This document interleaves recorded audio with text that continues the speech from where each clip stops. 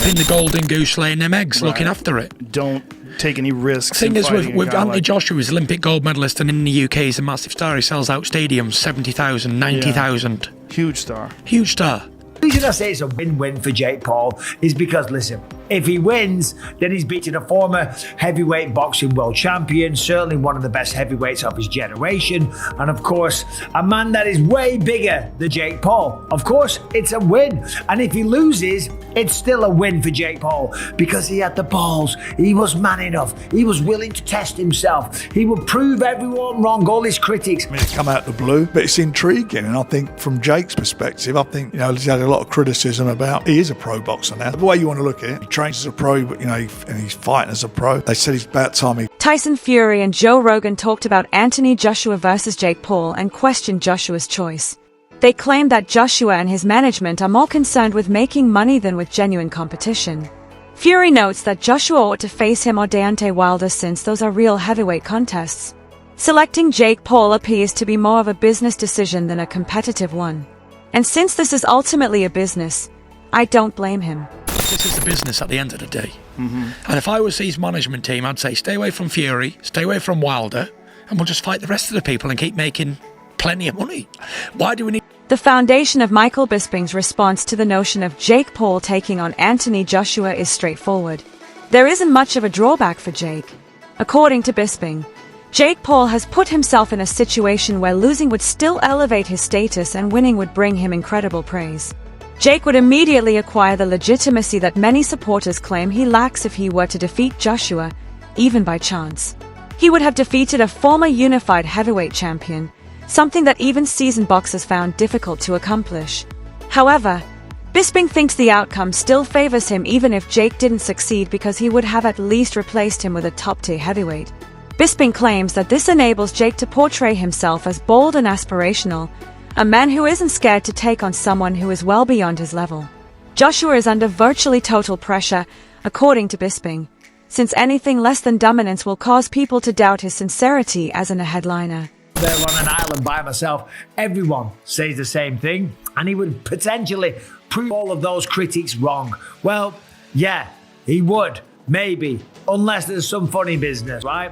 And for Anthony Joshua, as I said, this is kind of a lose-lose, right? Because if he wins, people are still going to say, well, you only beat Jake Paul, right? The man that lost to Tommy Fury, after all, right? That's the only loss in his record, Tommy Fury. You're telling me that Tommy Fury is going to beat him and then Anthony Joshua's not going to beat him? So if he beats him, he gets no credit. And if he loses, then holy can you imagine? That would be the biggest downfall of any boxer's career. The reality is, he's not going to lose. There is no way on this earth that Jake Paul can beat Anthony Joshua in a boxing match. That's just a fact, okay? Look at what he did to Francis Ngannou. Francis Ngannou hits as hard as a Ford Escort, going 100 miles an hour or whatever that stat was. Comes from the UFC. He was the UFC heavyweight champion of the world. Has a good go against Tyson Fury, but goes up against Anthony Joshua and gets flatlined. Every single punch that was thrown was landed, and every punch that landed put Francis Ngannou down, okay? So to stand there and think that Jake Paul, who's much, much smaller, who has way less experience, that doesn't weigh anything near him, is going to have a chance, and not to mention the technical abilities. Let's just talk about that. Not to mention the technical abilities or experience. We're talking about an Olympic gold medalist, remember, from back in the day, who's then gone on to become a true British boxing icon, or a worldwide boxing icon, let's be honest, right? Anthony Joshua is one of the most deadly punchers of this generation and an Olympic gold medalist, according to Joe Rogan. He believed that Joshua would go into the ring with the intention of making a strong statement. According to Rogan, Joshua would like to make Jake Paul reconsider calling out actual heavyweight champions in addition to winning. Joshua views the battle as a declaration of power rather than a straightforward triumph. 1. Gosh, oh gosh. Good lord. If he defeated Anthony Joshua. If he beat Anthony Joshua, good lord. Good Lord. I mean, that's a big if, right? I mean, Anthony Joshua, I do not think- Olympic gold Yes. medalist, former heavyweight champion of the world. What he did to Francis Ngannou, I like, know. good Lord. Yes. Do you want that smoke? Yeah, I just think it's all about the promotion or whatever. I have no idea what the actual motivation is for that fight's not competitive at all. Well, it's a dangerous fight. Yeah. Joshua's going to try to make an example out of him, Yes. for sure. And will. And will. I mean, Anthony I know. Joshua is one of the biggest one-punch KO artists ever. Yes. I mean, he's a one-punch fucking night-night guy. Yeah. You know, he's a great boxer. Frank Warren has a more straightforward and skeptical perspective on the matter. He claims that the entire discussion started abruptly and without any prior notice. He believes that Jake Paul is the one actively promoting this matchup. Warren claims that Jake is fed up with being accused of easy matching by his detractors. The criticism increases each time Jake takes on a smaller, older, or non-boxer. Warren believes that confronting Joshua is the quickest way for Jake to have a fight that permanently ends that story. Additionally, Warren highlights that the majority of promoters never anticipated such a request, particularly not from Jake's end. It sounds like a stunt, the fight. However, Warren observes that the YouTuber-turned-boxer appears committed to demonstrating that he is prepared for a real heavyweight test. Oh, fight I even thought of it. I mean, it's nothing to do with me to start with. I mean, it come out of the blue, but it's intriguing. And I think from Jake's perspective, I think, you know, he's had a lot of criticism about he is a pro boxer now. The way you want to look at it, he trains as a pro, but, you know, and he's fighting as a pro. They said it's about time he fought some. I've seen some of the stuff, you know, that been said. When's he going to fight someone? Well, he's gone from one extreme to the other. You know, that's what he's doing. So if that fight happens, you've got to take your hat off to him. He got called out by Andre Ward, AJ. Would you rather see Jake fight AJ, which is obviously, as we know, a mismatch, or Andre Ward, who's been retired for, 4 years? I'd much rather see AJ fight Tyson. Oh, please. I dread to think how many We times don't know if you've that's done going to this. happen because the big man, he's filming, he's not made his mind up what he's going. Ben Davidson takes a far more critical stance on the entire concept. He returns to Francis Ngannou's defeat at the hands of Anthony Joshua while evaluating Jake Paul's prospects. Davidson notes that Joshua's strength was too much for Ngannou, a much stronger and more natural heavyweight than Jake, to handle. He emphasizes how swiftly Joshua defeated Ngannou, claiming that there is just too much of a difference between crossover fighters and great heavyweights. Davidson thinks there is no meaningful discussion about Jake Paul if Ngannou, who is physically enormous and renowned for his ruthless strength, could not remain upright for very long. Everyone is already aware of the outcome of a confrontation with Joshua. Additionally, Davidson emphasizes that the goal of his argument is not to disparage Jake, but rather to highlight how implausible the entire bout appears when compared to actual heavyweight standards. In terms of fight, like, Francis Ngannou is one of the most durable men on the planet. And look at what happened there.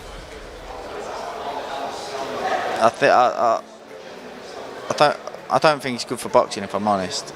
I was about to ask, obviously, if we were to see that fight, AJ would be a heavy favourite with, I'd imagine, 99.9999% of the sport. The job done against Jake Paul. He could go in and do what he wanted. He could play with him if he wanted to. Spencer Oliver discusses the subject with a group of analysts from an entirely different perspective. He believes that all of this has a symbolic component. Oliver contends that if Joshua truly agreed to the fight, he would be entering a situation much to what Muhammad Ali did in his day, accepting unusual bouts that attracted sizable crowds outside of boxing enthusiasts. According to Oliver, this battle has the potential to attract millions of spectators who typically disregard traditional boxing and offer up new marketing avenues. The event generates noise even if the level of competition is not equal. Oliver believes that Joshua's willingness to jeopardize his reputation in order to participate in an experimental activity demonstrates how the sport is still developing.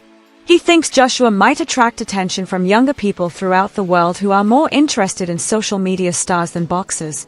Joshua would be able to increase his star power and leave a greater legacy in the sports entertainment sector as a result.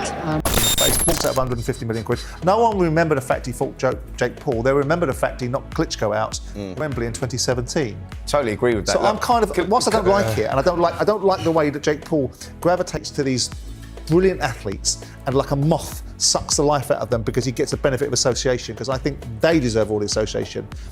But he is a clever and there was opportunity there, wasn't there? Listen, commercially, of course it works because it'll be huge and there'll be a load of money on the table. And for Anthony Joshua, it's like sort of you know, he's going to get rewarded very well with no risk, minimal risk, no risk at all. He's going to go in there, and he may then put all this stuff to bed with Jake Paul and calling out all these different champions, etc., etc. So, of course, it works. And when you're talking about, you know, the credibility that Joshua's going to get, he's not going to get none now. But are people going to remember that? Of course they're not. Like, when he goes on to do what he does, didn't Muhammad Ali have some sort of strange fight in the middle of his career? Didn't he box? Yeah, he did. He boxed some non-boxing guy and whatnot. Like, people don't remember that. That's what I'm saying. Look, us as boxers, we don't remember stuff like that. It was replicated in Rocky. So, he did a version of Fighting Thunderlip. If Anthony Joshua wishes to pursue a career in boxing, Joseph Parker advises him to remain focused on actual competition.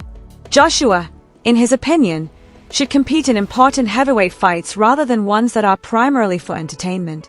Parker contends that Joshua's legacy is not enhanced by fighting influences and that the only opponents that keep him relevant in the sport are genuine contenders. Said that he's interested in doing Anthony Joshua versus Jake Paul. Let's talk about fights that make sense. Jake Paul's doing whatever Jake Paul does.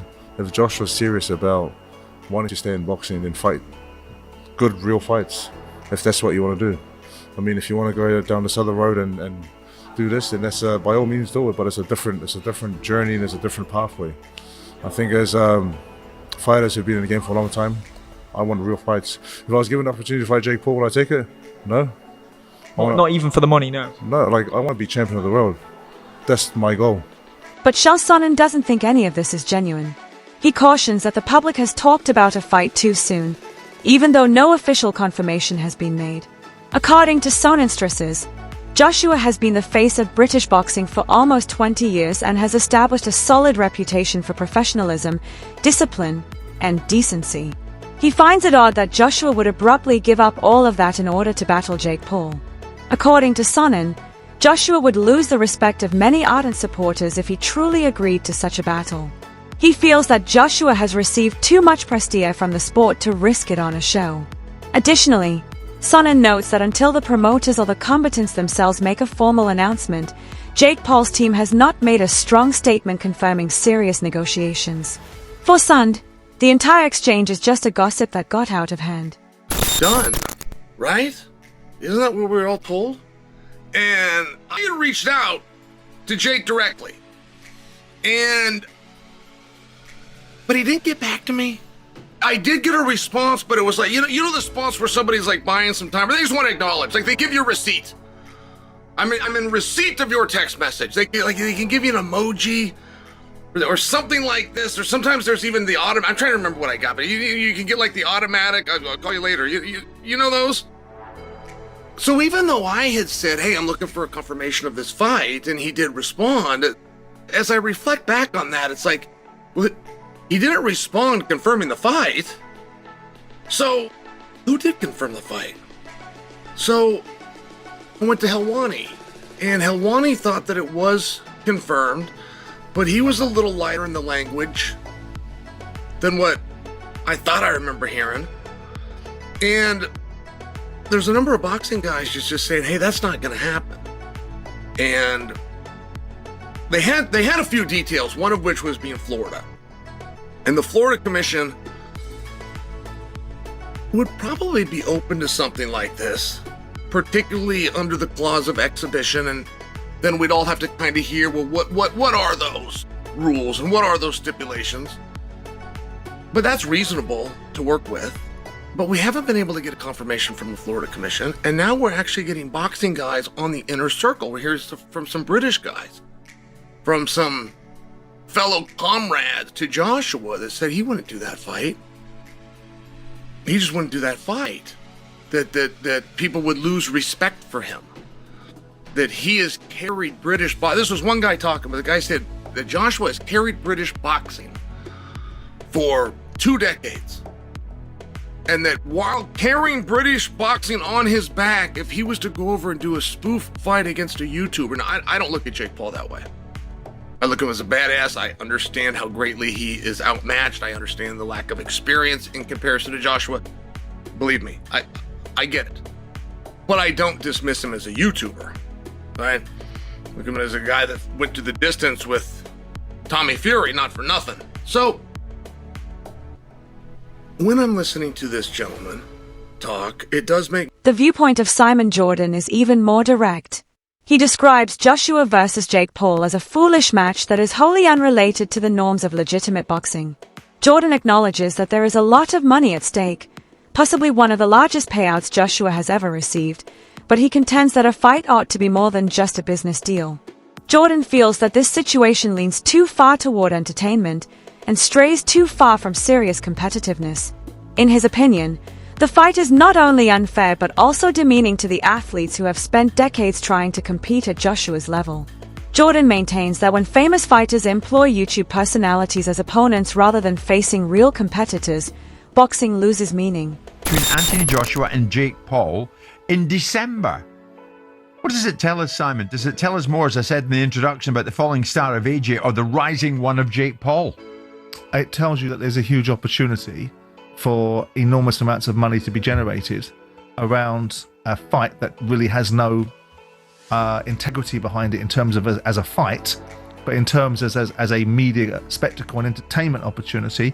You've got a very talented YouTuber that's built himself into a massive influence with huge following, and you've got a former two-time champion of the world that operates at a very high level of engagement. Whether he's a high level of performer anymore is a different discussion. So it becomes about how much can this fight generate, how many eyes on the prize. I mean, I spoke to his very close friend Michael Jarman about this very fight about 3 or 4 months ago, and he was like, "Oh, what do you think?" I said, "What difference does it make? Oh, it would potentially jeopardise his legacy." His legacy's sealed. You cannot undo the fact. Whatever you think of Anthony Joshua, It might damage it. I don't think so. What it will do is increase his bank balance. But I don't think. I think in the great. I mean, it didn't damage Muhammad Ali's reputation to go in with a sumo wrestler, did it? No, but after when Joshua was at his peak, Simon, if I had said to you there and then, do you know what? Maybe in December 2025, Anthony Joshua will fight a YouTuber. This is the entertainment business, and Anthony Joshua is an entertainer, and you can't undo the fact that he won the world heavyweight championship twice. And he fought in some great fights. So why does he need this? Because he's in the business of entertainment. And if an opportunity is presented to him and someone wants to say that we can monetize this to the huge levels that are potentially available, why wouldn't you? It's a walk in the park. You see, you're not having Saturday night. Because I know Tony Bello contributes to the criticism as well, stating that he won't accept the bout as legitimate until both guys are inside the ring. Bello, who has always been vocal, believes that this is just another instance of boxing straying from its origins.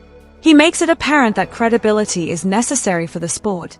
The fight just doesn't make sense to Bello, and he doesn't think it will actually take place. He thinks the concept might end up being little more than an internet rumor or a promotional tease that never makes it to the contract stage. According to Bello, many people underestimate how challenging it is to resolve a fight of this magnitude. Contracts, sponsorships, negotiations, broadcaster agreements, and governing organizations are all part of this. Bello finds it hard to believe that all these reputable organizations would endorse a mismatch that resembles a circus act rather than a sporting event. 8-rounder, going on, the reported figure is £70 million. When you see it unfold, what's your thoughts? I don't believe a single thing until literally I see them in a ring together. He was supposed to fight Gervonta Davis, wasn't he? Who's 5 stone lighter and is 5 stone lighter and 8 inches shorter. So I don't believe anything. Until they're in a ring together, I don't believe nothing. Obviously, AJ was meant to fight in an 8-rounder. I think Eddie said to me earlier against an 8-rounder. Yeah, okay. Against a top 120 opponent on BoxRec that none of us would have heard of. Okay. Just a kind of confidence, go and get a knockout type victory. I suppose you can go and do that against Jake Paul and earn an absolute fortune from Listen, I've said before and I'll say it again. Boxing is a brutal, brutal business. Go and make as much as you can, as quick as you can. Once you've achieved your dream and goals of becoming a world champion, there's nothing left to do besides make money. What are you chasing? You've won all the belts. You know, I think he's missing a WBC, I think that's about it. Go and get the belts and that's it. Move on. Do you believe it should be sanctioned? What I believe doesn't matter. No, but I'm just curious. What I believe doesn't matter because some governing body will. Of course. Or some sanctioning body will. Of course. Some the Florida State organisation. Yeah, absolute maniacs. But you know, that's another argument. That's another cause. It's like the one I heard Chris Eubank Senior talking about on the radio the other day. You're talking about safety of fighters. Champ, you're the worst for it. You went up to cruiserweight when you was middleweight and didn't do it once but twice. That concludes the video for today. Keep an eye out. Until the next.